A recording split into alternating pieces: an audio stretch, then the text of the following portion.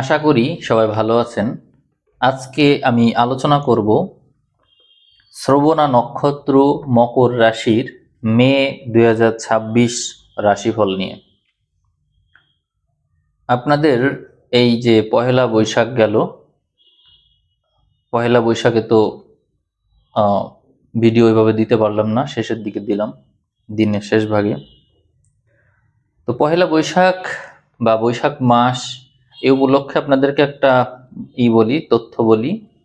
সেটি হলো, এই যে বৈশাখ মাসে তো জানেন রোদের তেজ অনেক বেশি থাকে, কিন্তু বৈশাখ মাসের সূর্যের যে তেজ এটি সর্বোচ্চ হবে মাসের একেবারে শেষ ভাগে, অর্থাৎ যখন শনির থেকে মঙ্গল পৃথক হয়ে যাবে এবং এই মঙ্গল রবির সাথে যুক্ত থাকবে। এই মঙ্গল তখন মেষে আসবে এবং মেষে নিজের ঘরে বলবান হবে, সাথে থাকবে রবি, যা তুঙ্গস্থ রবি। আর শনি পৃথক হওয়ার কারণে শনি যে মঙ্গলের সাথে অবস্থান করে যে তাপটা নিয়ে নিচ্ছিল সেটি আর হচ্ছে না। ফলে 11 তারিখ থেকে 14 তারিখ পর্যন্ত যে সময়, এই যে 4টা দিন, এই 4টা দিনে প্রচুর পরিমাণে গরম পড়বে। আর এই সময়ে মানুষ মারা যাওয়ার প্রবণতা বেশি, স্ট্রোক করা বা বুকের কোনো সমস্যা হওয়া বা হাই প্রেশার হয়ে যাওয়া, গরমে অতিষ্ঠ হয়ে যাওয়া, এরকম নানান সমস্যা হবে। আপনাদেরকে আগেই জানিয়ে রাখলাম, আপনারা মিলিয়ে দেখবেন। আরেকটি ঘটনা এপ্রিল মাসে ঘটেছে, যেটি আমি কোন রাশিফলে আমি বলেছিলাম আমার মনে নেই, কিন্তু আমি কোনো না কোনো রাশিফলে বলেছিলাম যে এই চৈত্র মাসেও কুয়াশা পড়বে। সেটি আমি কিভাবে বলেছিলাম আপনাদের বলি। সেটা হচ্ছে, শনি এবং রবি একত্রে হয়েছিল। শনি রবি একত্র হলে সাধারণত গরম এবং ঠান্ডা একসাথে পড়ে। তো দেখা যায় যে এমনও হয়তো দেখা গেছে, আমি এখান থেকেই দেখেছি যে সকালবেলায় ঠান্ডা এবং কুয়াশাও পড়েছে কয়েকদিন, আবার দিনের বেলায় প্রচণ্ড গরম আর রোদ, এই সমস্ত ঘটতে দেখেছি। তো এটি এই কারণে ঘটেছিল, এর রহস্য এইভাবেই ছিল। এখন এই যে এপ্রিল মাসে তো শনি এবং মঙ্গল এবং রবি এই সমস্ত সংযোগের কারণে আপনারা যথেষ্ট পীড়াগ্রস্ত হয়েছেন। এটা সবার ক্ষেত্রেই সত্য, সবাই পীড়িত ছিল। আপনাদের যেহেতু মকর রাশি, অথবা আপনাদের মূল রাশির অধিপতি শনি, সে শত্রু গ্রহ মঙ্গলের সাথে আছে, কিন্তু মঙ্গল এখানে তুঙ্গি হয়।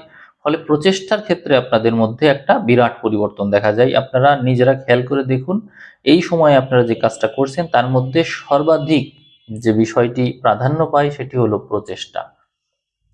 এবং আপনারা আপনাদের হাত সংক্রান্ত কাজ, অর্থাৎ হাতের কাজ, যেটা আপনার সামর্থ্য বৃদ্ধি করে বা কোনো কিছু মেরামত করা, এই সংক্রান্ত বিষয়ে অধিক মনোযোগী আছেন এবং নিজের চেষ্টায় কোনো কিছু করতে চান, এটি ঘটছে।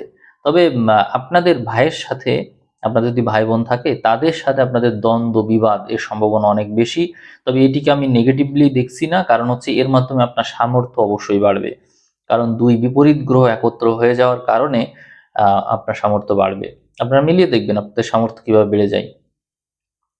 এদিকে আমরা আপনার যে চতুর্থ ঘর, এই ঘরে রবি এবং বুধকে মাসের শুরুতেই দেখতে পাই, যা আপনার সামর্থ্যকে বৃদ্ধি করবে। অর্থাৎ সংসার জীবনে আপনি প্রভাব বিস্তারকারী কোনো একটা কাজ করবেন, যা দশমে দৃষ্টি দিচ্ছে। ফলে কর্মক্ষেত্রে আপনার পরিচিতি বাড়বে, বুদ্ধিমত্তা, আপনার আবিষ্কার করার ক্ষমতা, যে কোনো কিছু উদ্ভাবন করার ক্ষমতা অবশ্যই আপনার বাড়বে, লিড দেওয়ার ক্ষমতা বাড়বে।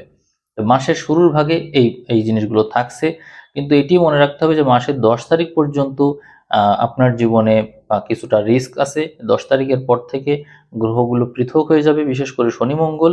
তখন আমি যা বললাম, অর্থাৎ আপনার কর্মক্ষেত্রের বিস্তৃতি শুধু ঘটবে না, সংসার জীবনে আপনার প্রভাব বাড়বে। তবে সংসার থেকে আপনাকে বিচ্ছিন্ন থাকা লাগতে পারে, মানে ফ্যামিলিতে সময় দিতে পারবেন না, এইটি আর কি বোঝাচ্ছি।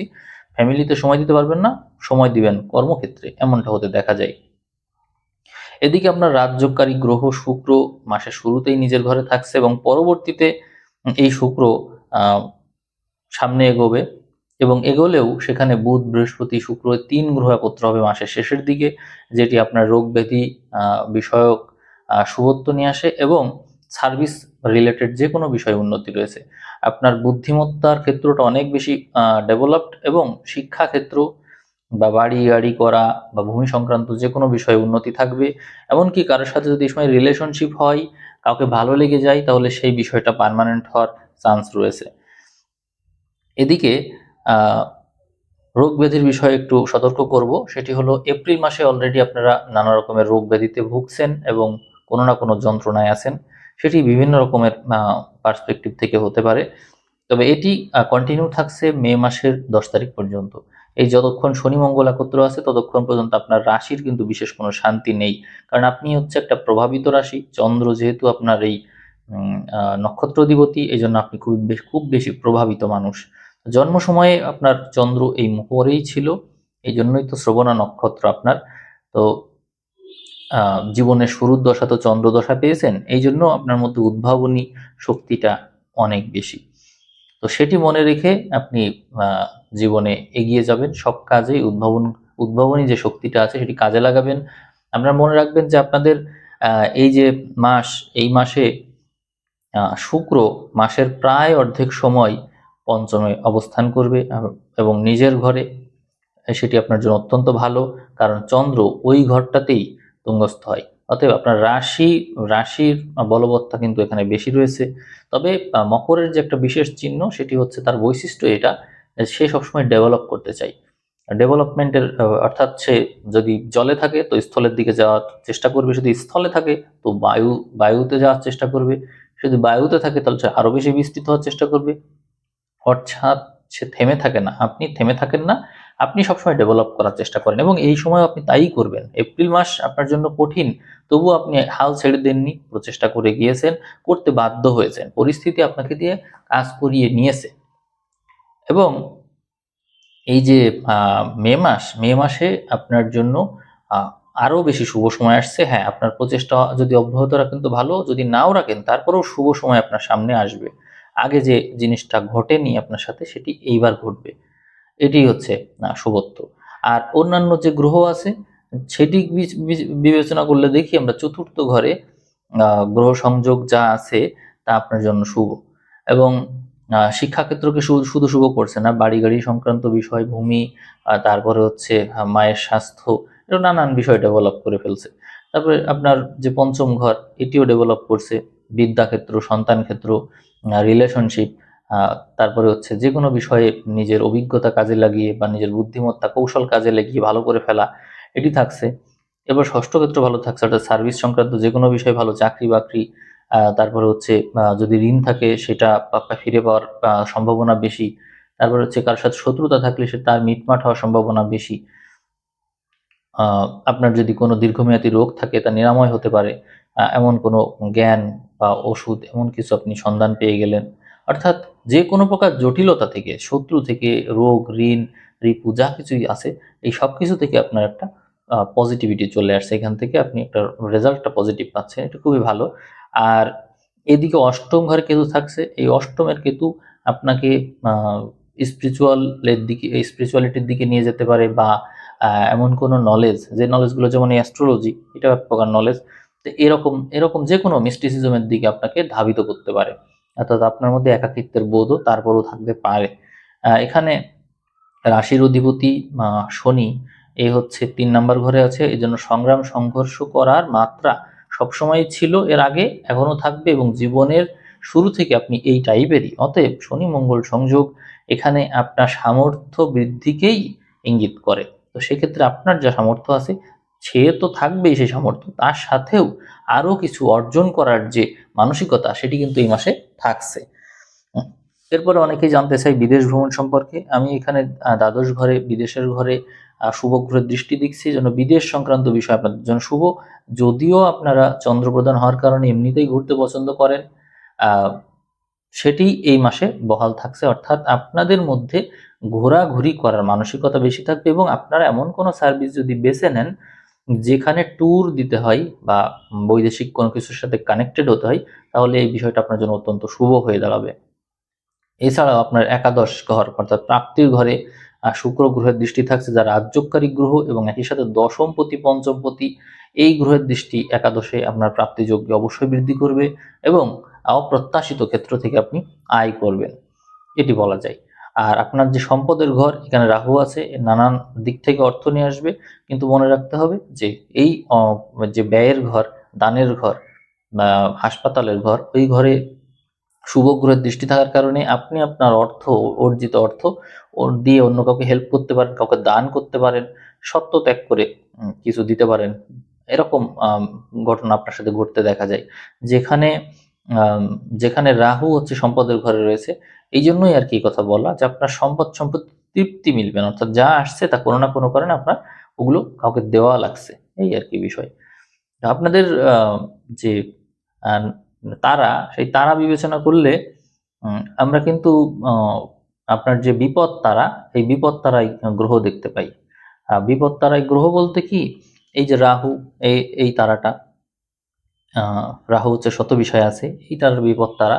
এই জন্য সম্পদ সংক্রান্ত বিষয়ে আপনার জন্য একটু বিপদের পূর্বাভাস পাওয়া যায়।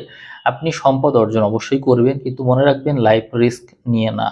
এখানে আহ, এখানে হচ্ছে আপনার যে মূল রাশির অধিপতি শনি, এ তো প্রচেষ্টার ঘরে মঙ্গলের সাথে থাকবে। এপ্রিল মাসে অলরেডি আপনি এপ্রিল মাস পার করছেন, এবং এটা যথেষ্ট রিস্কি টাইম আপনার জন্য। মে মাসের 10 তারিখ পর্যন্ত রিস্কি টাইম। তো সেই বিষয়টা আরো জোরদার হয় যখন এই যে রাহুকে আমরা দেখছি, এই রাহু উম, আহ, আপনার যে বিপদ তারা, তার উপর বসে আছে। এই জন্য বিপদ আপদের মাত্রা বেশি থাকবে, তবে অবশ্যই যে দিক থেকে বিপদটা আসবে সেই বিষয়টার সাথে সম্পদ সংশ্লিষ্ট থাকবে। তার মানে হচ্ছে আপনি ধরুন কাউকে ঋণ দিয়েছেন বা লোন দিয়েছেন, তার সাথে বনিবনা হচ্ছেন বা শত্রুতা তৈরি হলো, তার দ্বারা ক্ষতিগ্রস্ত হতে পারেন, এরকম বিষয় থাকছে। তারপরে হচ্ছে অর্থ রোজগার করতে গিয়ে, আয় করতে গিয়ে বিপদের মুখে পড়ে গেলেন, এরকম হতে পারে। বা গুপ্ত শত্রুর হাতে বিপদগ্রস্ত হতে পারেন, এরকম সম্ভাবনা রয়েছে। তো সাবধানে থাকতে হবে, সচেতন হতে হবে, আরো দূরদর্শী হতে হবে, এটিই বলবো। আপনাদের অনেকেই গৃহ বিষয়ে জানতে চান, অর্থাৎ সংসার জীবনে আপনারা গৃহিণী যারা আছেন তাদের কি অবস্থা, সেটি জানতে চান। আমি এখানে যেটি দেখছি যে আপনাদের এই মাসে সংসার জীবনে যথেষ্ট ব্যস্ততা থাকবে এবং ডোমিনেটিং হবেন আপনি। অর্থাৎ এই মাসে আপনি সংসারের সবার উপর ডোমিনেট করতে পারবেন এবং আপনার প্রভাব সবাই স্বীকার করে নেবে। এই জিনিসটা আপনার সাথে অবশ্যই ঘটবে, আপনি মিলিয়ে দেখবেন। এছাড়াও সংসার জীবনে নানা রকমের যে পুরাতন অভ্যাস ছিল সেগুলোকে বাদ দিতে পারবেন, নতুন কিছু সংসারে আনতে পারবেন, নতুন কিছু কিনবেন, এবং আহ, এমন কিছু করবেন যার মাধ্যমে আপনার শক্তিমত্তা বৃদ্ধি পায় বা সংসারে অতিরিক্ত আয়ের সোর্সও তৈরি হতে পারে। অর্থাৎ আপনি নতুন কোনো আয়ের পথ খুঁজে পেতে পারেন, বা আপনার জীবনসঙ্গী পেতে পারে, বা কোনো না কোনো সোর্স থেকে আপনাদের কাছে অর্থ যোগটা প্রবল হয়ে যেতে পারে, এই সম্ভাবনা বেশি।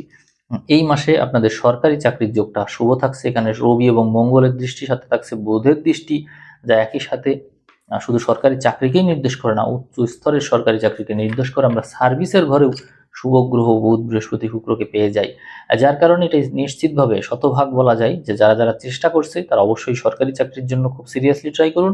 আপনারা বড় লেভেলের সরকারি চাকরি পাওয়ার সম্ভাবনা তো রয়েছে। মকরের জন্য অত্যন্ত শুভ এই বিষয়টা। এদিকে বিদেশ গমন বা বিদেশ ভাগ্য নিয়ে একটু বলা দরকার।